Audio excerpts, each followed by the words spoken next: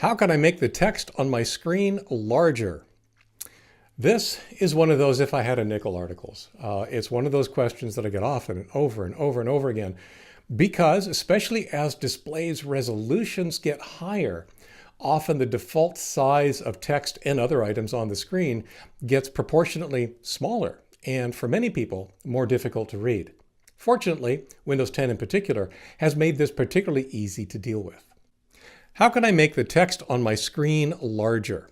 There are several ways to adjust the size of text and items on your screen. I'll discuss a commonly used wrong way as well as the right way. I'm Leo Notenboom. This is AskLeo.com. Question.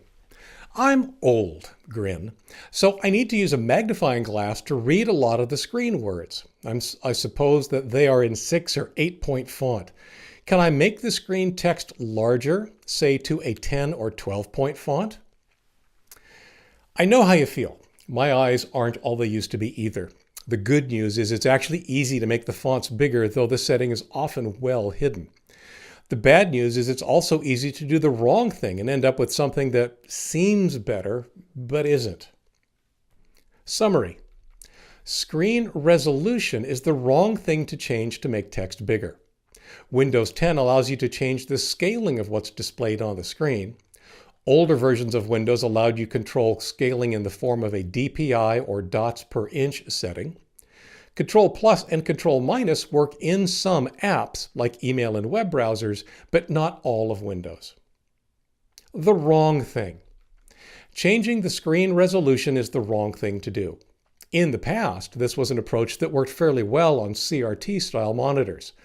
With the rise of LCD screens, running at anything other than the screen's native resolution can have unintended consequences.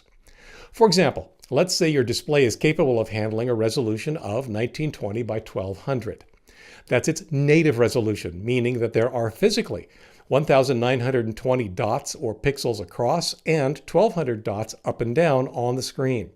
It's the resolution at which it works best.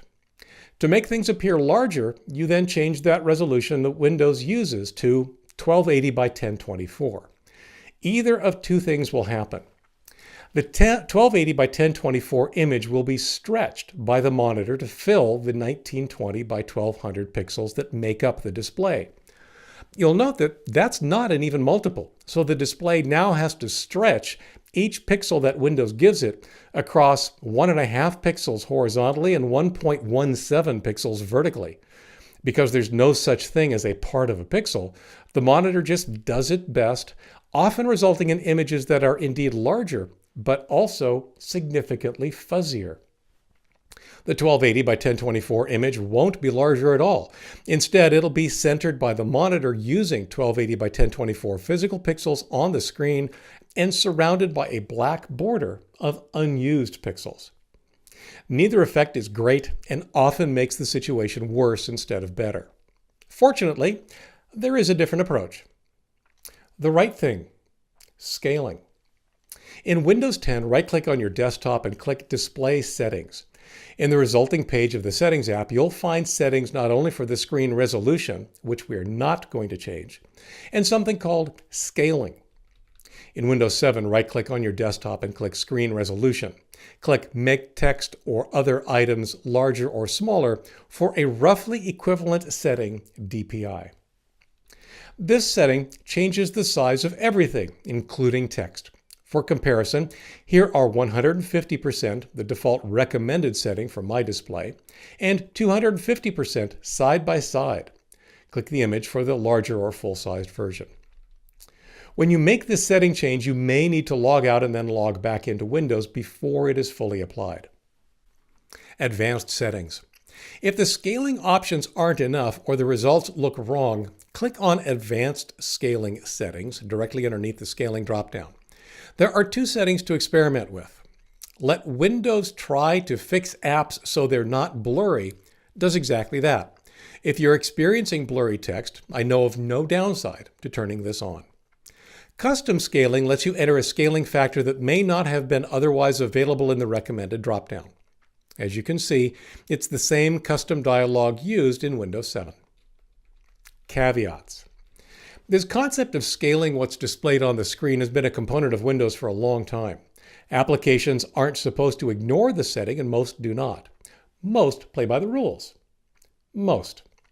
Unfortunately, you may encounter an application where the scaling setting is used inconsistently or has no effect. Blame the application. It's not playing by the rules. And finally, if you make things too big, you may get a warning from Windows that the settings may make some things inaccessible. A great example is if things are scaled so large that a dialog box is too big to fit, so its OK and cancel buttons aren't visible. That's something you'll simply need to compensate for one way or another, either by going back and reducing the scaling or by determining if there's another way to accomplish what you're attempting to do without having things appear off screen. Update: Control plus and Control minus. Many people have commented that they use the Control key and plus or minus to make text larger or smaller respectively, or use Control plus the mouse wheel. That's a very effective approach when it works. Control plus and Control minus are not a part of Windows. They are a convention that some applications, most notably web browsers, choose to implement. But they will not affect the size of text in other applications or in Windows itself. The techniques outlined above are about making everything, regardless of what program you are running, larger or smaller.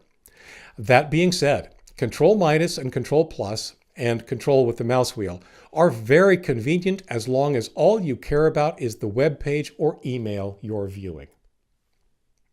For links related to this article or to leave a comment, visit askleo.com/8936.